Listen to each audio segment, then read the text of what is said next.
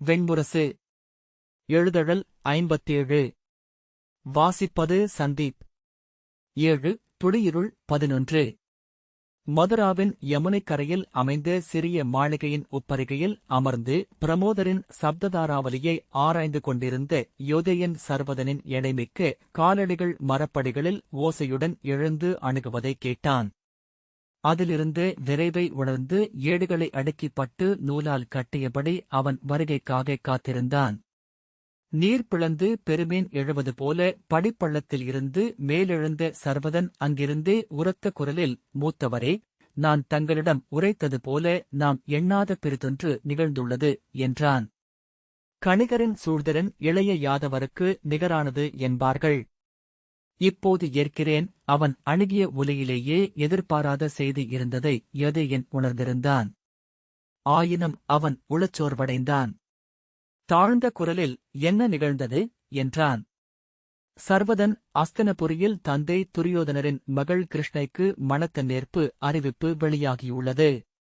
பறவைத்தூது இன்று காலை மதுராவுக்கு வந்தது. போர் அணுகிக் கொண்டிருப்பதனால் கிருஷ்ணையின் மணத்தை விரைந்து நிகழ்த்த வேண்டியிருக்கிறதென்றும் இன்னும் சில நாட்களில் கூடும் க்ஷத்திரிய பேரவைக்கு முன்னரே மண நிகழ்வு நிறைவுற வேண்டுமென்பதனால் ஓரிரு நாட்களுக்குள் முடிவெடுக்க எண்ணி நாள் குறிக்கப்பட்டது என்றும் அவர் சொல்கிறார். ஆகவே வரும் தேய்பிறை 5ஆம் நாளில் மணத்த நேர்ப்பு நிகழ்வு முடிவு செய்யப்பட்டுள்ளதென்று ஓலை சொல்கிறது என்றபடி சர்வதன் அமர்ந்தான்.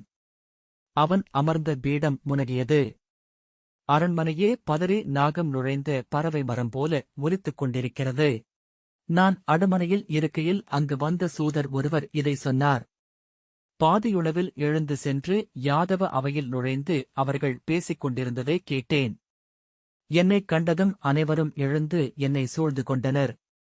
அங்கிருந்த அத்தனை பேருக்கும் ஆளுக்கொரு கோணத்தில் அதை கூற முடிந்தது. தங்களிடம் அறிவிப்பதற்கு ஓடி வந்தேன்.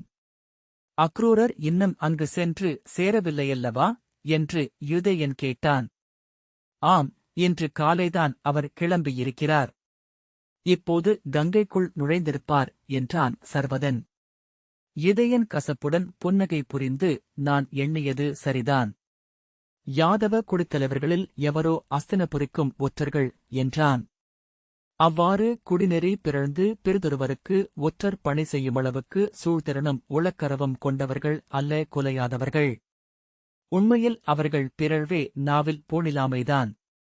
நேற்று அவையிலிருந்து கிளம்புகையிலேயே தங்களுக்குள் பூசலிடத் தொடங்கியிருப்பார்கள். தங்கள் அரண்மனைகளுக்கு சென்று கொண்டிருக்கையிலேயே சந்தித்து அனைவரிடமும் அதை சொல்லியிருப்பார்கள். வாயிற்காவலன், அடுமனையாளன், அணி ஏவலன் அனைவரிடமும். நாவிதன் அறிந்த சொல் நாடறிந்தது என்பது தொல்மொழி என்றான் சர்வதன். நேற்றிரவே அவை நிகழ்ந்த அனைத்தையும் மதுராபுரியினர் அனைவரும் அறிந்திருப்பார்கள். இங்கிருந்து பல பறவைகள் அஸ்தினபுரி நோக்கி எழுந்திருக்கும் என்றான். யதேயன், ஆம், செய்தி கிடைத்ததுமே முடிவெடுத்துவிட்டார்கள். ஓரிரு நாழிகைக்குள்ளேயே அங்கிருந்து புறா கிளம்பியிருந்தால்தான் இப்போது இங்கு வந்து சேர்ந்திருக்க முடியும் என்று அகம் நோக்கிய குரலில் சொன்னான். எத்தனை பெரிய உள்ளத்துடன் எதிராடிக் கொண்டிருக்கிறோம் என்னும் எண்ணம் திகைப்பையும் பின்னர் ஊக்கத்தையும் அளிக்கிறது. இதுவரை அன்னை வாளுடன் ஆடிய குருளைகள் நாம். இப்போதே முதுவேங்கையை எதிர்கொள்கிறோம். எண்ணிப் பார்க்கையில் எத்தனை சிறந்த முடிவென்று வியப்பே தோன்றுகிறது. யாதவர்களுக்கு அஸ்தினபுரி இப்போது பெண் மறுக்கவில்லை. ஏனெனில் இன்னமும் மணத்தூதை அவர்கள் அறியவில்லை. மணத்த நேர்ப்புக்கு முறைப்படி அழைப்பு விடுத்திருப்பதனால் தங்கள் குடிக்கு நிகராக யாதவரை நடத்தவில்லை என்ற குறை நீங்குகிறது.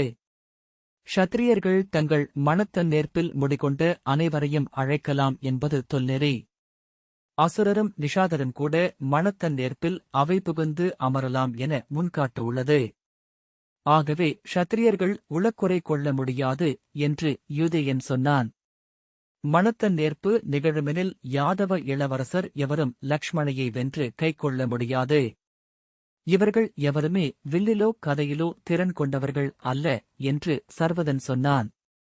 சாம்பர் அவையெழுந்து திறன் காட்ட முற்பட்டார் எனில் லக்ஷ்மணை ஒருபோதும் அவருக்கு மாலை சூட்ட மாட்டாள். மிக எளிய படைக்கல பயிற்சி வைத்தால் கூட மாளவ அரசரின் மைந்தரோ கலிங்கத்தின் இளவரசரோ காமரூபத்தின் சுப்ரதரோதான் வெல்வதற்கு வாய்ப்பு. யூதேயன் பெருமூச்சு விட்டு எழுந்து, எத்தனை மதிக்கூர்மை!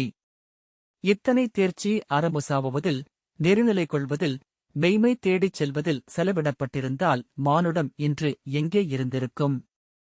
வெல்வதற்கு மட்டுமே மானுடத்தின் உச்சங்கள் ஒவ்வொரு நாளும் செலவிடப்படுகின்றன என்றான்.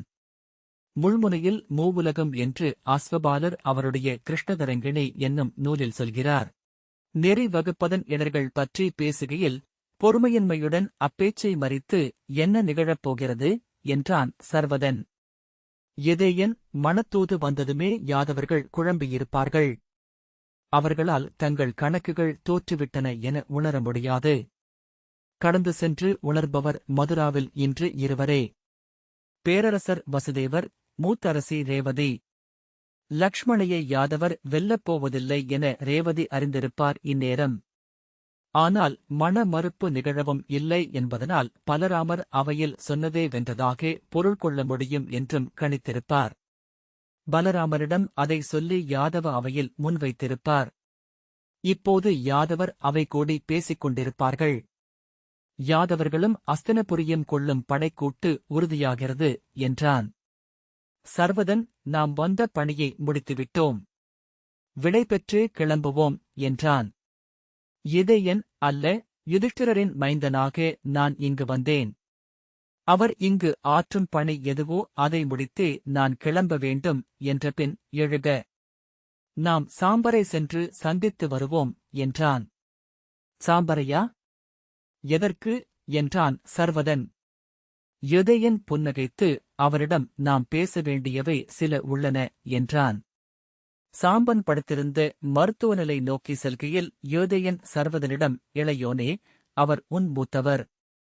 உன்னை இளமையில் தூக்கியிருக்கிறார். ஆகவே அவரிடம் நீ ஒரு சொல் பொறை கோருவதில் பிழையில்லை என்றான். சர்வதன் புன்னகைத்து, அதை நான் அரசு முறையாகவே செய்கிறேன், மூத்தவரே என்றான். வெறும் சூழ்ச்சி என நான் இதை சொல்லவில்லை. உள்ளுணர்ந்தே நீ இதை செய்யலாம்.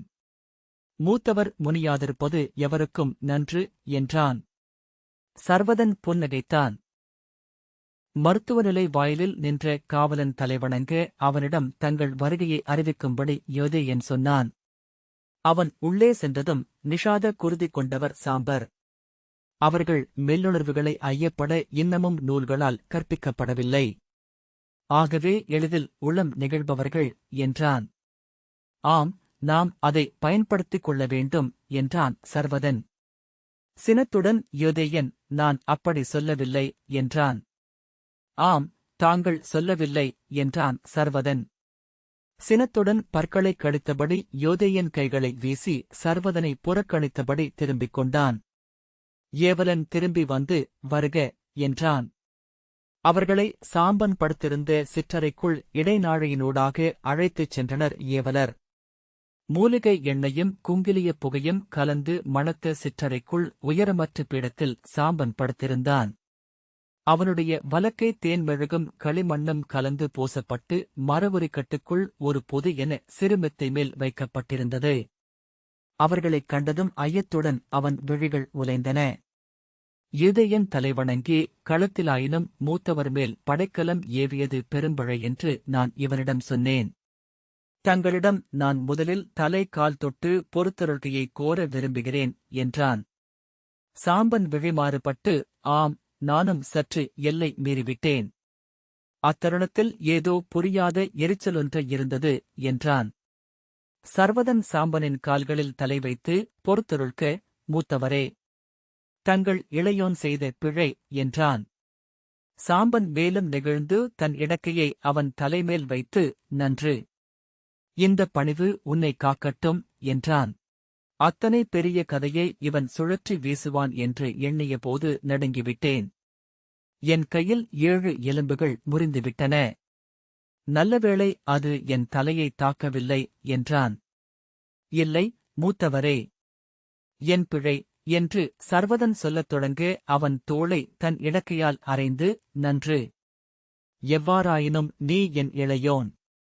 அயலான் ஒருவனிடம் நான் அடி வாங்கவில்லையல்லவா என்று சாம்பன் சொன்னான். யதேயன் அத்தருணத்தில் அவ்வாறு நிகழ்ந்தது. ஆனால் இன்று அதன் அரசியல் தருணத்தை எண்ணும்போது பெரும் வருத்தம் உருவாகிறது என்றான். சாம்பன் புருவம் சுளித்து யதேயனை நோக்க, தாங்கள் அறிந்திருப்பீர்கள், அஸ்தனபுரியில் துரியோதனரின் மகள் லக்ஷ்மணையை தங்களுக்கு மணமகளாகக் கோரி இங்கிருந்து தூதனுப்பப்பட்டது. அக்ரூரர் இன்னும் அஸ்தனபுரிக்கு சென்று சேரவில்லை. ஆனால் அதற்குள் அஸ்தின்புரியிலிருந்து இங்கு அவளுடைய மணத்தன்னேற்புக்கான அழைப்பு வந்துவிட்டது என்றான். சாம்பன் விழிகள் நிலைப்பதறிக்கொண்டே இருந்தன. சர்வதன் ஓரவிழியால் யதேயனின் முகத்தை பார்த்தான். அதிலிருந்த கனிவும் அமைதியும் அவனில் புன்னகையை உருவாக்கின. யதேயன், இந்தச் சூழ்ச்சியை தங்களைப் போன்ற அரசு அறிந்த ஒருவர் புரிந்து கொள்வதொன்றும் கடினமல்ல, மூத்தவரே. இப்போது யாதவக் குடியை அவர்கள் நிகரென நடத்தவில்லையென எவரும் சொல்ல முடியாது. ஆனால் ஒருபோதும் யாதவர் அஸ்தனபுரியின் அரசரின் மகளைக் கொள்ளவும் முடியாது என்றான். ஏனென்றால் இத்தகைய மணத்தன் நெருப்புகளில் எவர் வெல்ல வேண்டுமென்பது பெரும்பாலும் முன்னரே முடிவு செய்யப்பட்டுவிடுகிறது. தன் மகளை மாளவ இளவரசருக்கு கொடுக்கவே துரியோதனர் முயல்வார். ஏனெனில் சிந்துவுடன் முன்னரே மண உறவுள்ளது. கூர்ஜரம் சிந்துவுக்கு அணுக்கமானது. சௌவேர நாடுகள் பால்ஹிக இளவரசர் போருசிரவஸ் தலைமையில் அவர்களின் படைக்கூட்டுக்குள் வந்துவிட்டன. தென்னகத்தில் மாளவமும் அவந்தியும் மட்டுமே முரண்பட்டு நிற்கின்றன என யதேயன் சொன்னான். விராடம் எங்களுடன் நிற்பதனால் விராடத்திற்கு எதிர் நிற்கும் மாளவத்தின் ஆதரவு கௌரவர்களுக்கு தேவையாகிறது. மாளவ இளவரசர் விற்போரில் வல்லவர் என்கிறார்கள். ஆகவே அரிய வில்நுட்பம் ஒன்றே அங்கு மனப்போட்டியாக அமைக்கப்பட்டிருக்கும். தாங்கள் அறிவீர்கள், யாதவர்களில் தாங்களன்றி எவருமே வில்லில் சிறந்தவர்கள் அல்ல. சென்று திரும்பும் வளைதடியில் போர்க்கலை பழகியவர்கள் நமது மூத்தோர். வளைதடி நம் கைகளில் நுண்ணுருவில் உரைகிறது. ஆகவே படையாழையையும் எரிவாளையுமே நம்மால் கையாள முடியும். அம்புக்கும் படையாழைக்குமான வேறுபாடு மிக அகன்றது. மீளாதது அம்பு. அதனாலேயே நம்மிடமிருந்து முழு விசையையும் பறித்துக் கொண்டு செல்வது. படையாழியை கையாள்கையில் நம் உள்ளம் இரண்டாகப் பிரிகிறது. நம்முன் இருப்பது 2 இலக்கு. ஆழி சென்று தாக்குவது ஒன்று, மீண்டு வந்தமையும் நமது கைப்பிரிதொன்று. ஆகவே ஒற்றை இலக்கு கொண்ட அம்பில் யாதவர்கள் ஒருபோதும் தேர்ச்சி கொள்ள இயலாது என்றான் யதேயன். அவன் அதையெல்லாம் ஏன் சொல்கிறான் என சர்வதன் வியந்தான். சாம்பனின் முகத்தில் அவனுக்கு ஒன்றுமே புரியவில்லை என்பது தெரிந்தது. ஆனால் மதிப்புள்ள சொல்லாடல் ஒன்றில் ஈடுபட்டிருப்பதாக அவன் எண்ணுவது விழிகளில் தோன்றியது. சர்வதன் அகத்தே புன்னகையுடன் முகத்தை இறுக்கிக் கொண்டான். ஆம் என்றான் சாம்பன். விதிவிலக்கு தாங்கள். வில்லறிந்தவர். ஆனால் நாணிழுத்து அம்பேற்றும் கை உடைந்துள்ளது. அதை அறிந்தே இந்தப் போட்டியை அவர்கள் ஏற்பாடு செய்திருக்கிறார்கள். ஐயமே இல்லை என்றான் யதேயன். ஆகவே நமக்கு மகர்கொடை மறுத்துவிட்டார்கள் என்றே பொருள். சாம்பன் பெருமூச்சுடன் உண்மை என்றான். ஆனால் அச்சூழ்ச்சியை நாம் அவ்வாறே ஏற்று வணங்க வேண்டுமென்றில்லை. நாம் வென்று செல்ல முடியும் என்று யதேயன் சொன்னான். இன்னும் மணநாளுக்கு 9 இரவுகள் பொழுதிருக்கிறது. சாம்பன் குழப்பத்துடன் நோக்க, இங்கிருந்து தாங்கள் கிளம்பி அஸ்தனபுரியை ஒரே இரவில் சென்றடையலாம் என்றான் யதேயன். சாம்பனின் விழிகள் மேலும் அலைவு கொண்டன. இளவரசியை கவர்ந்து வருவதொன்றும் கடினமல்ல. யாதவர்கள் விரைவு படகுகளில் தேர்ந்தவர்கள். அஸ்தனபுரியின் பெரும்படகுகள் கூட நம்மை துரத்திப் பிடித்துவிட முடியாது யதேயன் சொன்னான். சாம்பனின் விழிகள் நிலைத்தன. பெண்ணை கவர்ந்து வருவது யாதவர்களுக்கு முன்னரே வகுக்கப்பட்ட நெறிதான், மூத்தவரே என்றான் யதேயன். சாம்பன் பேச வாயெடுக்க அச்சொல் எழ இடை கொடாது. யதேயன், உங்கள் தந்தை 4 க்ஷத்திரிய இளவரசிகளை கவர்ந்து வந்தவர். அந்தக் குடிமரபு உங்களுக்குள்ளது. அப்பெண்ணை நீங்கள் உளம் கொண்டு விட்டீர்கள். அவளும் உளமேற்றுவிட்டாள். ஆகவே எல்லை கடந்து கவர்ந்து வந்தீர்கள் என்றான். சாம்பன் முகம் அப்போதும் குழப்பத்திலேயே இருந்தது. தயங்க வேண்டாம் மூத்தவரே. என் இளையோன் உங்களை துணைப்பான். படகை இவன் செலுத்துவான் என்றால் எவரும் தொடர இயலாது. இளைய தந்தை பீமசேனரே உங்களுக்கு துணை வந்தாரென்று கொள்ளுங்கள். சாம்பன் முகம் சற்று மலர்ந்தது. ஓரவழியால் சர்வதனை நோக்கிவிட்டு, ஆம், இவன் உடன் வந்தால் என்னால் அதை இயற்ற முடியும் என்றான். ஆனால் இவன் உடன் வருவது எவருக்கும் தெரிய வேண்டியதில்லை என்று யூதேயன் சொன்னான். ஏனெனில் இது முழுக்க முழுக்க யாதவர்களின் செயலாகவே இருக்க வேண்டும். பாண்டவர்கள் இதில் பங்கெடுத்திருக்கிறார்கள் என்றால் இன்றைய போர்ச்சூழலில் பிறிதொரு பொருள் கொள்வதாக அமையும். சாம்பன் ஆம் என்று சொன்னான். ஆனால் அவளுக்கு சற்றேனும் விருப்பமில்லை என்றால் என்று தொடங்க அவளுக்கு விருப்பம் உண்டு என்றான் யூதேயன். சாம்பன் அப்படியா என்றான். அவளை நான் நன்கு அறிவேன். அவள் தங்கள் தந்தையை நினைவிலிருத்தி வாழும் கோபமானசை. அவள் தனியறையில் இளைய யாதவர் கோகுலத்து உருவு கொண்டு குழலூதி ஆபுரந்து நின்றிருக்கும் சிலையை நான் கண்டதுண்டு. அவளை கைப்பற்றப் போகும் நீங்கள் இளைய யாதவரின் மைந்தர் என்பதே போதுமான தகுதி என்று யூதேயன் சொன்னான். அவளுடைய ஒப்புதலையே கேட்போம். ஒரு புல்லாங்குழலையும் மயிர்பீலியையும் ஓலையுடன் சேர்த்து அவளுக்கு அனுப்பி வைப்போம். நம்புங்கள், நீங்கள் விரும்பும் இடத்தில் அவள் வந்து நிற்பாள். சாம்பன் ஐயம் விலகாமல் நோக்கிக் கொண்டிருந்தான். அந்த ஓலையை நானே எழுதி அளிக்கிறேன். அதில் இருக்க வேண்டிய முதன்மை வரி ஒன்றுதான். வீலுசூடி வேதம் அளந்த விண்ணவன் வடிவனனின் பெயர்மைந்தனை தாங்கும் வயிறென தன்னை அவள் உணர்கிறாளா என்று மட்டும் என்றான் யூதேயன். அவ்வரியே அவள் விழித்தொட்டதும் நெஞ்சுலைய விம்புவாள். கண்ணீருடன் அந்த ஓலையை அணைத்துக் கொண்டு ஆம் பிறிதொன்றும் அல்ல நான் என்று தனக்குள்ளே சொல்லிக் கொள்வாள். கிருஷ்ணனின் அழைப்பை மறுக்கும் வல்லமை ராதைகளுக்கில்லை. இப்புவி இன்று ராதைகளால் நிறைந்துள்ளது. சாம்பன் முகம் மலர்ந்து ஆம், அவ்வாறே நானும் உணர்கிறேன். இது நிகழும். நான் அவளை வெல்வேன் என்றான். உங்கள் குலத்தின் பொருட்டு நீங்கள் இதை செய்தாக வேண்டும்.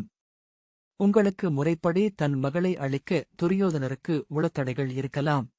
அதைவிட பெருந்தடை அவர் குலமும் அவருடன் நிற்கும் க்ஷத்திரிய குடிகளும் அளிப்பது. பெண்கவர்ந்து வந்துவிட்டால் எல்லை கடந்து பூசலிடலாகாது என்பது பாரத வருஷத்தின் நெறி. அவளை இங்கு கொண்டு வந்த பின்னர் உரிய சீர்வரிசைகளுடன் தங்கள் பெரிய தந்தை பலராமர் அங்கு செல்லட்டும். தன் மாணவனுக்கு அவர் ஆணையிடட்டும். அவரால் மறுக்க முடியாது. குலக்கோப்பு அவ்வாறு முழுமையடையும். அதன் பின்னர் யாதவர்கள் க்ஷத்திரிய குருதியற்றவர்கள் என்று எவர் சொல்ல முடியும்?